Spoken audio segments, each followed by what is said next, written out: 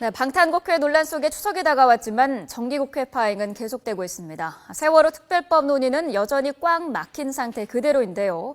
여야 지도부는 오늘 추석 명절을 앞두고 각각 민심 잡기에 나섰습니다. 국회로 가보겠습니다. 김지선 기자. 네, 국회에 나와 있습니다. 네, 정치권에 대한 불신이 높은 상황에서 민심 잡기가 쉽지 않을 텐데 여야 지도부 각각 어디로 간 겁니까?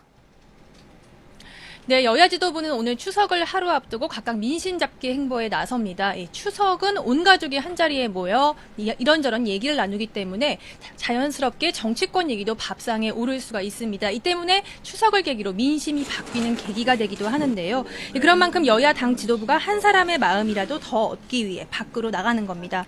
그런데 찾아간 곳은 서로 다릅니다. 새누리당은 오늘 민생 현장으로 달려갑니다. 먼저 새누리당 김무성 대표는 잠시 뒤 인천에 있는 사할린 동포복지회관을 찾아 어른들에게 급식 봉사를 할 예정이고, 이완구 원내대표와 주호영 정책위의장도 서울 용산소방서 129 안전센터를 방문해 소방 안전시설을 점검하고 직원들을 격려하기로 했습니다. 여당 지도부가 이렇게 매년 실시하던 귀성 인사 대신 민생 행보에 나선 것은 세월호 대치전국 장기화에 따른 여론 악화를 고려한 것으로 보입니다. 반면 새정치민주연합 박영선 국민공감혁신위원장은 등 야당 지도부는 예년처럼 서울 용산역을 찾아 귀성길에 오른 시민들과 만날 예정입니다.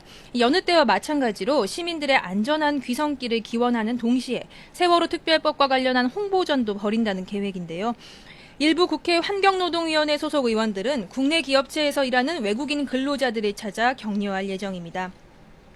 정의당과 통합진보당 지도부도 서울역에서 귀향 인사를 할 예정입니다.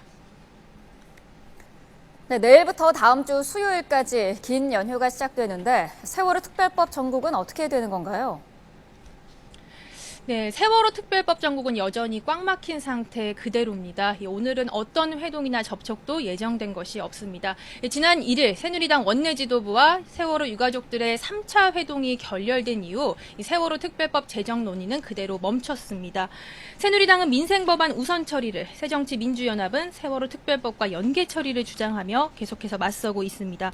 정의화 국회의장이 추석 연휴 이후 15일에는 본회의를 열어 세월호 특별법과 본회의에 계류 중인 비쟁점 법안 90여 건을 함께 처리하자고 제안했지만 실현 가능성이 높지 않습니다.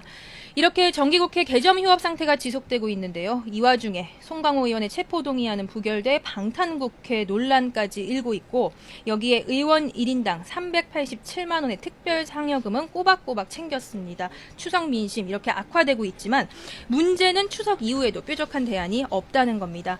여야가 추석 연휴 기간 동안 접촉을 재개할 가능성이 높지 않아 추석 이후에도 교착 상태가 한동안 이어질 것이라는 우려가 나옵니다. 지금까지 국회에서 YTN 김지선입니다.